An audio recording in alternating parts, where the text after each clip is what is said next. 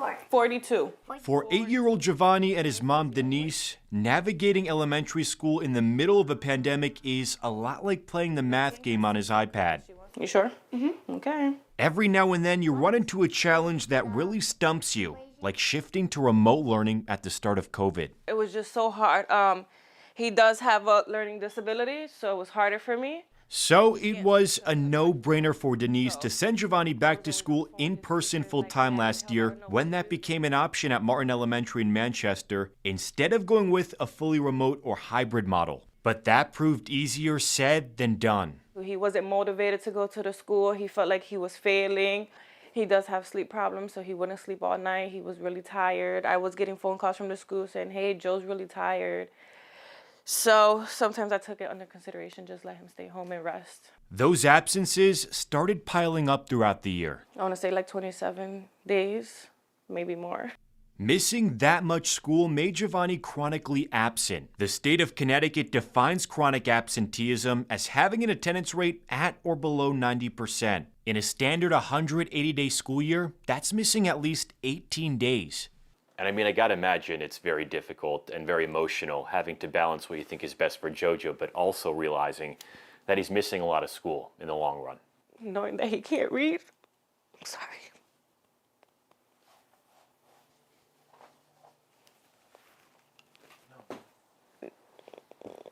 Knowing that I'm like a part of his struggle because I didn't let him go to school. And he's far behind. He's having trouble with his reading, his writing, and his math. And seeing that learning loss pains the teachers too, including Thomas Ross at Danbury High School. You get the feeling sometimes that oftentimes we, the teachers, care more than the student does. State data collected from school districts shows a significant rise in chronic absenteeism during the pandemic. During the pre-pandemic period of the 2019-2020 school year, just over 12% of all students were chronically absent. Last school year, that number jumped to nearly 20%. And so far this school year, it's just over 24%. The data also shows that students with high needs who are free meal eligible, English learners, or have disabilities show higher rates of chronic absenteeism than their peers. We encountered many, many more students in our numbers, and they weren't the students necessarily that had been there before. Fran Rabinowitz is the executive director of the Connecticut Association of Public School Superintendents. She says chronic absenteeism was already a problem in some communities before the pandemic, and COVID only made things worse, pointing to remote learning as a major reason. To that end, the state made deals to provide communities with laptops and hotspots, but it was still a struggle for students. Let's face it, the engagement on remote learning is not the same engagement as being in front of your teacher. According to state data from the 2020-2021 school year, the attendance rate for all students on remote days was lower than on in-person days. The data also shows that pattern is most drastic among those students with the highest needs. How do you intervene with these children? Because we know it doesn't help anything to hold the children back a grade, so to speak. Enter the Learner Engagement and Attendance Program, simply known as LEAP. It was started last year by the state to help K-12 students struggling with absenteeism and disengagement, specifically targeting 15 school districts as students made the transition back to the classroom in person and the attendance problems still persisted. The governor set aside this funding to help districts. There was a survey where they surveyed superintendents to see what they needed beyond the computers and the hotspots, and it was really manpower to help develop these relationships. That teachers are really busy and develop a relationship in the classroom, but people who can go out and engage those families who seem to need more support to come back to school. Hopeful.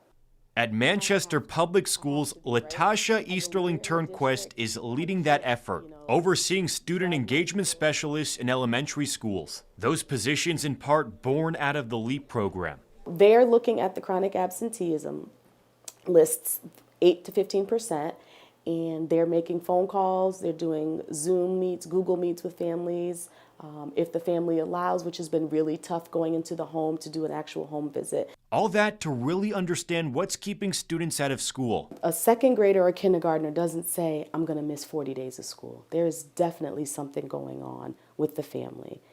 And notice I didn't say something wrong with the family. So what is going on? It's everything from mental health struggles, the fear of catching COVID, employment or transportation issues, students not having clean clothes, and the list goes on. The pandemic is really, it's beat us up pretty badly in school systems. Student engagement specialist Trayvon Brown says building trust is the key to success in his position. When you're dealing with attendance, a lot of families feel like intimidated. They feel like you're like a truancy officer, or you're here to like get them, you're gonna report them, but we're just here to help. That help comes in the form of providing alarm clocks, finding transportation, or helping to get students enrolled in after-school programs, whatever it takes. Once you get that child in school and the family sees the child smiling and they're happy and they're doing better, it'll light up your day. The hope is always a happy ending. But the State Department of Education is keeping a close eye on the data to better understand the long-term impacts of these pandemic-related disruptions. A couple of the metrics that we'll be watching more closely will be the extent to which students are on track in ninth grade to high school graduation. That is something we'll be watching. And then we'll be watching graduation itself. You know, how is high school graduation doing through this pandemic? And those numbers are just beginning to come in. And as for Giovanni, he's on his way, thanks in part to the help his family got from a student engagement specialist. School's been actually really helpful this year. My teachers, they've been helping me a lot. The big lesson this year, anything is possible. Angelo Bavaro, Fox 61 News.